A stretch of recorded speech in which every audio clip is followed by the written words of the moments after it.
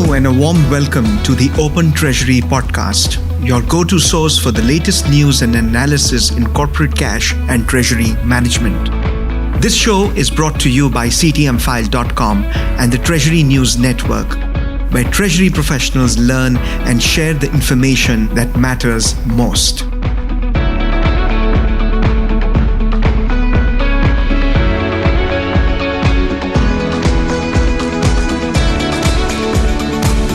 Hello and welcome to the Open Treasury podcast from CTMfile. Today, I'm your host, Craig Jeffery. Push Pendra is off today. I'm joined by Jack Large, who's the editor of CTMfile. Jack, welcome to the podcast. Good to be here. I hope we can manage without Push today, but we'll do our best. So this week, we're focused on 5 different stories or themes that focus on cryptocurrency, digital payments, cybersecurity, the UK economy, Jack, and ESG. So everybody who's listening, you can find more information about these articles, look at the content in the show notes, or by visiting CTMfile.com. Let's start with the cryptocurrency, Jack. Starling Bank bans cryptocurrency transactions, and other different retail giants and banks seem to be restricting and limiting crypto deals. You know, Starling's a London-based digital bank. They prohibited all incoming and outgoing transactions to crypto exchanges. This is a kind of an outflow of the FTX situation. Jack, is this, and any comments on this generally, but maybe you could direct some of your comments to, is this going to be continued restrictions by the players like banks?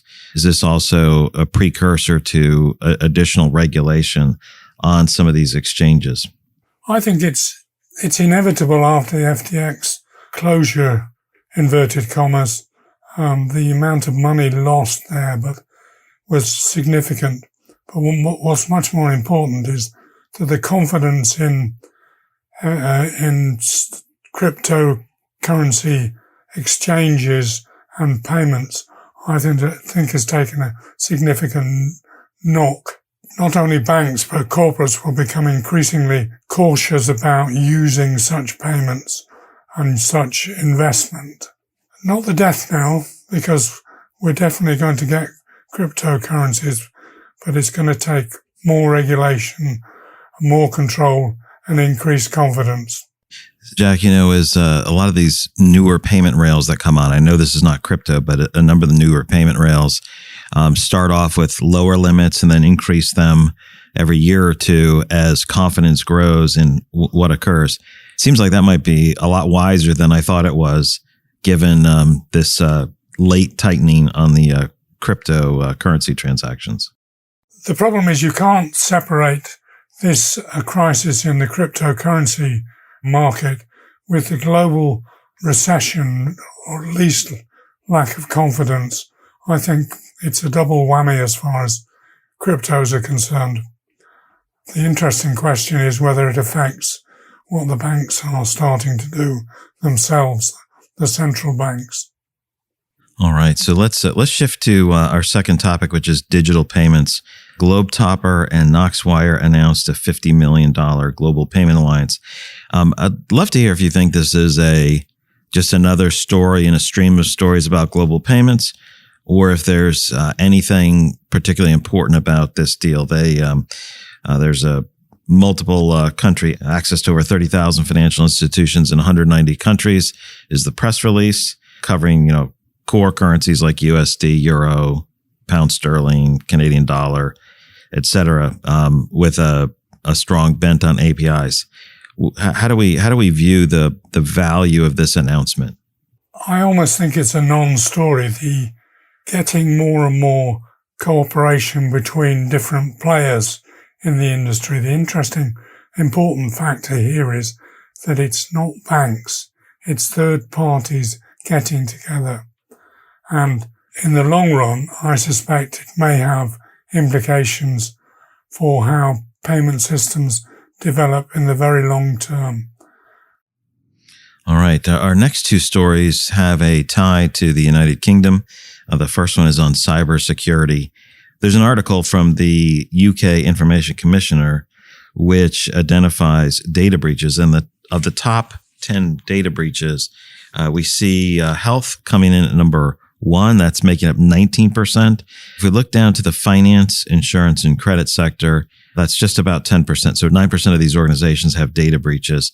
This is since 2019. Why is this happening on the finance side? Do we expect that to grow? Has health been the most susceptible sector due to the concerns about human life? And any thoughts on what's going on here?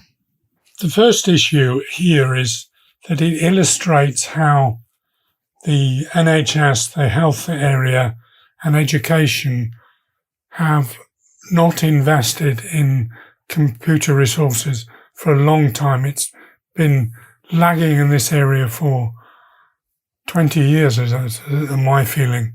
And the breach that occurred in the NHS last year, I think, was just an illustration. I mean, they had old versions of Windows that went out of date 10 years ago, let alone the lack of hardware equipment to deal with data breaches.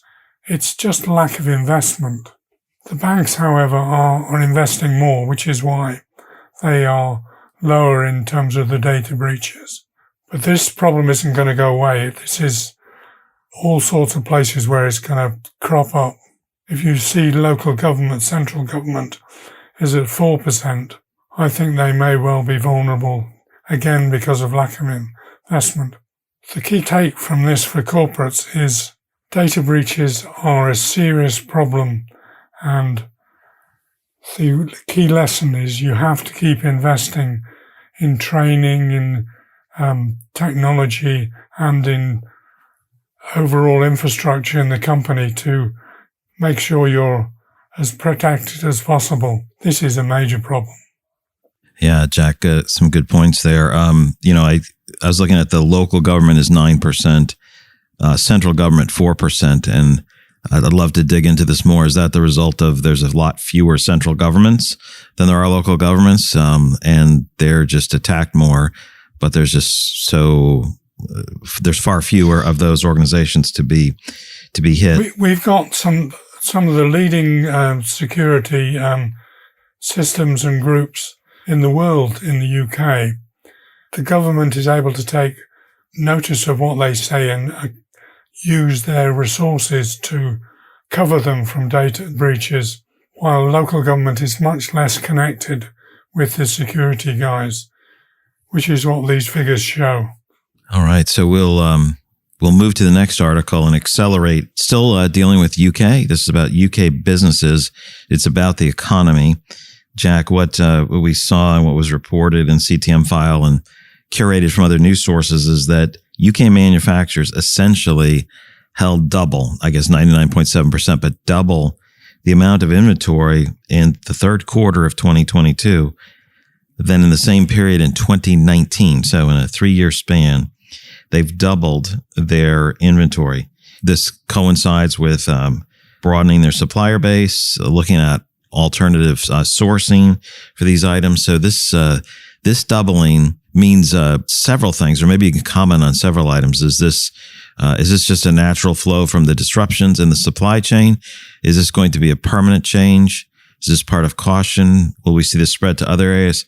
I know I just asked like 10 questions there, but all of those are softballs for you, Jack.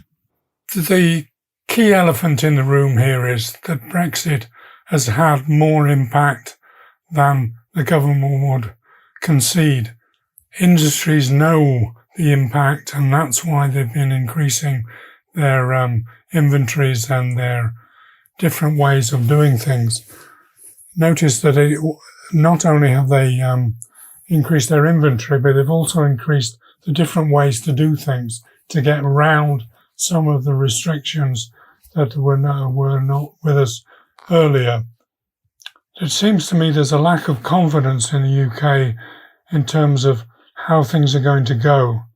So inevitably, when you get that, you get increasing inventory. I mean, have had to cancel a whole range of new cars coming out just because they've run out of chips to put in them. My son had to wait 15 months to have a new chip in his car. These inventory problems, I'm afraid, are with us for a long time, And if you're thinking of investing in the UK, be aware of the conditions that we've got. I think it'll be interesting to see what's gone on in other countries to see if there's a notable difference between the Brexit impact, the pandemic, and some of the different industries here. Well, in the G20, we have the lowest growth of all of them apart from Russia, which says it all. Moving on to ESG, environmental, social, and governance, Morgan Stanley's investment group unveiled a $1 billion U.S. climate-focused private equity plan. This seems quite large and significant, put out by a major investment group. Jack, is this just another marker on the way to this sustained gradual increase in attention to some of the different elements of environment, the ESG focus of organizations? How should we think about this in a line of different activities? You summed it up in your last sentence. It's a line in a whole range of similar activities in different ways. The other investment groups and banks have got similar initiatives. The thing that corporates need to take from this is that you can't get away with ignoring ESG. It will have a fundamental impact on your business in so many different ways. This is just an example of where the investment groups, the bankers are going, and they will impact corporates enormously. All right. Thank you, Jack. Now, any themes for the week or top story for this last week? I don't think there's a single one. What we're seeing is a collective coming together of things like the move to ESG, the pressures from the economy, the increased security are all part of the new game that has to be played by industry. There's no single one. It's all these things coming together. And this is what corporates need to understand is the game is changing and changing significantly.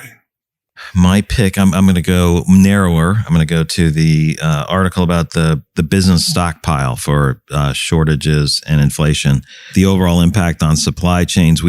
I've had many more conversations in the past month about moving from historically this push towards just-in-time inventory to just-in-case and multiple sources due to a number of different trade elements. And this seems to be changing the amount of working capital that organizations need to have and what's occurring. Certainly there's country by country differences and things that exacerbate the situation. But this seems to be, for me, this is the big story or theme that's been resonating. Yeah, exactly right. And I agree with you totally.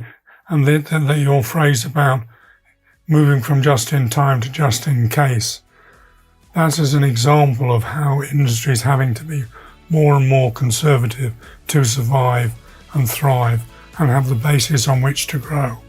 Well, excellent. Thank you, Jack. Thanks, everyone, for listening to this edition of the Open Treasury podcast put out by CTMfile. Talk to you next week.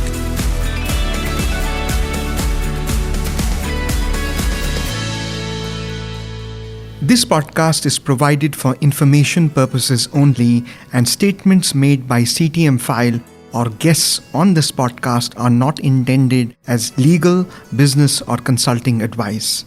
For more information, visit ctmfile.com.